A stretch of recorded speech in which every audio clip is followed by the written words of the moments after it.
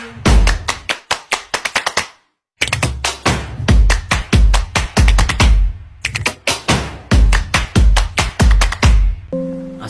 warahmatullahi wabarakatuh. Perkenalkan, nama saya Dian Ferdiana dengan NIM 24OSP034. Dan rekan saya Andi Muhammad Yusril Ramadhani dengan NIM 24OSP019. Nah, pada kesempatan kali ini saya akan mempresentasikan proses perancangan sistem PLTS off-grid pada rumah tinggal. Apa itu PLTS? Nah, PLTS itu merupakan pembangkit listrik tenaga surya. Nah, baik, sebelum kita melanjut ke perancangan PLTS, pertama-tama kita itu membutuhkan berapa sih kapasitas yang dibutuhkan rumah tinggal ini untuk disuplai oleh PLTS. Nah, tentu saja kita harus mendata apa saja kebutuhan yang ada di rumah kita. Nah, sini kita menghitung kebutuhan energi harian. Nah, pada rumah tinggal yang kita data di sini memiliki beberapa beban, yaitu yang pertama lampu, kedua rice cooker, 3 TV, 4 dispenser, 5 kulkas, 6 mesin cuci, 7 kipas angin. Nah, lampu di sini membutuhkan daya yaitu 84 watt. Nah, dengan lama menyala atau lama digunakan dalam sehari itu 12 jam. Jadi 84 dikali 12 jam yaitu adalah 1008 watt. Nah, 1008 watt ini dibutuhkan untuk kapasitas untuk daya energi harian pada lampu. Nah, begitu selanjutnya dengan rice cooker dengan membutuhkan daya yaitu 400 watt, menyala selama 12 jam, energi hariannya 4800 watt. Begitupun selanjutnya TV dengan daya membutuhkan daya 400 watt, menyala selama 3 jam. Dalam sehari itu biasanya paling digunakan ya sekitar 3 jam itu TV dengan energi harian 1200. Itu pun, nah kalau untuk dispenser ini 24 jam karena kan itu kan panas sama dinginnya itu dibutuhkan juga. Jadi itu sehari itu energi yang dibutuhkan itu lumayan boros ini 9120.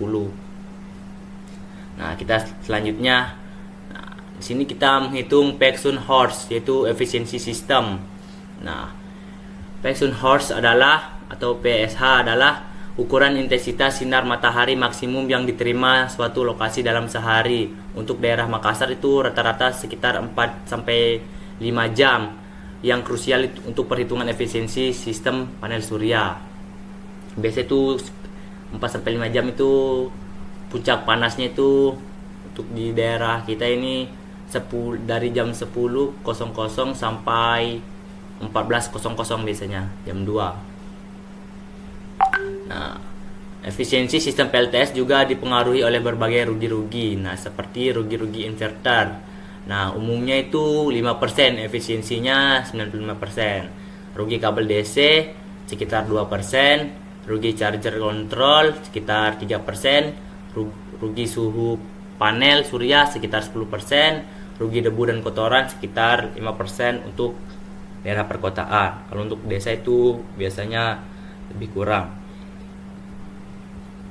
Nah, untuk ini pada gambar wiring ini, di sini tuh sinar matahari memancarkan panasnya sehingga diserap oleh panel surya yang mendapatkan energi dikonversi kirim ke baterai.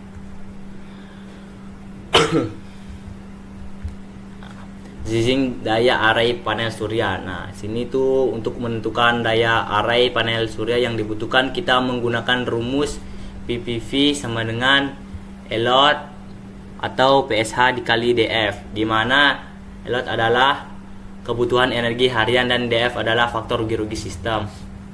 Kebutuhan energi harian adalah 22 kilowatt. Untuk Paxson Horse PSS rata-rata yang digunakan adalah 4 jam. Faktor rugi-rugi sistem diperkirakan sekitar 0,75%. 0,75 atau 75%. Perhitungan daya harian 4 dikali 0,75 sama dengan 7.333 WP. Penentuan jumlah modul surya. Setelah mengetahui daya array-nya, yang dibutuhkan, langkah selanjutnya adalah menentukan jumlah modul surya. Jika menggunakan panel 550 WP, jumlah modul yang diperlukan adalah, nah, sini berapa daya yang dibutuhkan.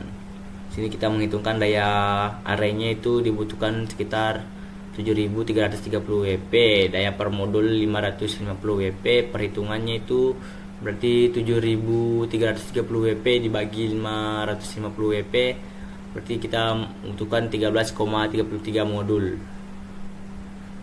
Jadi dibulatkan itu kita membutuhkan 14 modul.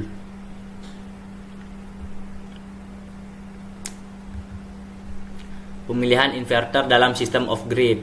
Inverter adalah komponen vital yang mengubah, jadi inverter itu berfungsi untuk mengubah energi DC atau arus DC menjadi AC yang sebelum kita suplai kirim ke rumah-rumah atau ke rumah tinggal yang akan kita suplai listriknya.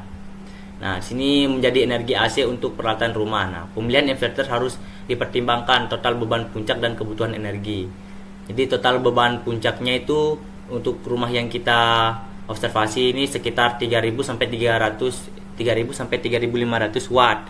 Nah, jadi inverter yang dibutuhkan yaitu adalah inverter 5 kW. Nah, kebutuhan energi harian sekitar 6 kW per hari, cocok dengan kapasitas inverter yang 5 kW. Kapasitas PV. Nah, kapasitas PV yang dibutuhkan itu 4,4 sampai 5,5 kW sesuai dengan spesifikasi inverter. Nah, efisiensi dan rugi-rugi sistem masih batas operasional inverter 5 kW. Baik, untuk selanjutnya dijelaskan oleh rekan saya Andi Muhammad Yusril Ramadhani. Baik, di sini saya akan melanjutkan presentasi dari teman saya. Di sini saya akan melanjutkan penentuan charge controller. Jadi sebelum kita menentukan kapasitas charge controller ditentukan oleh arus hubung singkat panel, tegangan sistem baterai, dan tegangan total string panel untuk sistem berkapasitas besar. Jadi teknologi MPPT sangat direkomendasikan. Jadi sebelum dilanjut, kita harus tahu dulu apa itu arus hubung singkat panel. Jadi parameter utama dari panel surya yang mempengaruhi pemilihan controller.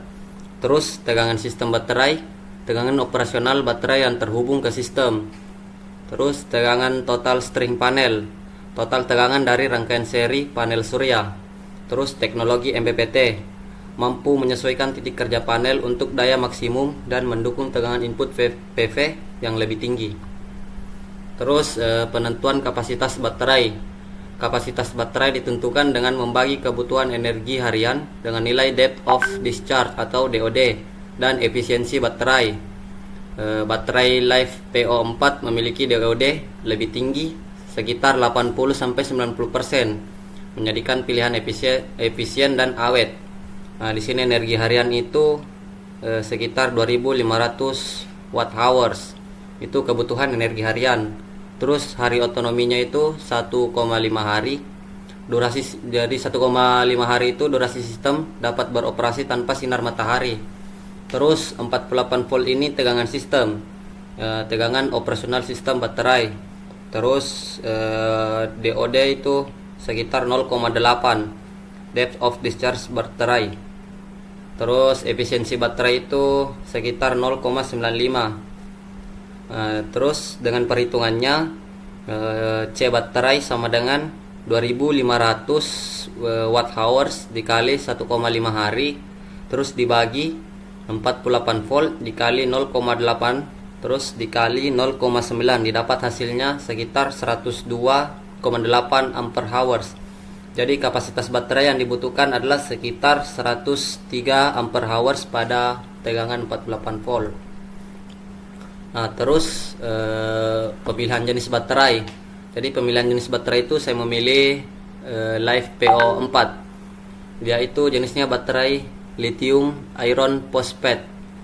Jadi baterai Life PO4 ini pilihan yang paling umum dan direkomendasikan untuk sistem PLTS rumah tangga karena keunggulannya. Keunggulannya itu dia DOD-nya tinggi dapat dikosongkan hingga 80 sampai 90%, memaksimalkan pengguna energi. Terus jangka panjangnya, dia memiliki umur pakai sampai dari 8 sampai 12 tahun, memberikan investasi jangka panjang. Terus efisiensinya tinggi, pengisian dan pengosongan mencapai 95 sampai 98%. Terus dia aman dan stabil, sangat aman, stabil dan tahan terhadap siklus dalam. Jadi baterai ini sangat cocok untuk sistem PLTS rumah tangga yang membutuhkan performa optimal dan keandalan jangka panjang. Nah, di sini dapat disimpulkan tentang perancangan sistem PLTS off grid ini.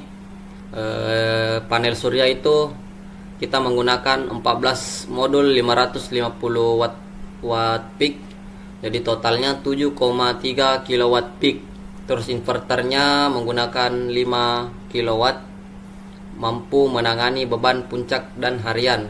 Terus kapasitas baterai sekitar 103 ampere hours pada 48 volt. Jenis baterainya itu LiFePO4 untuk efisiensi dan umur panjang. Baik, mungkin itu saja yang bisa kami sampaikan, kurang lebihnya mohon dimaafkan. Assalamualaikum warahmatullahi wabarakatuh.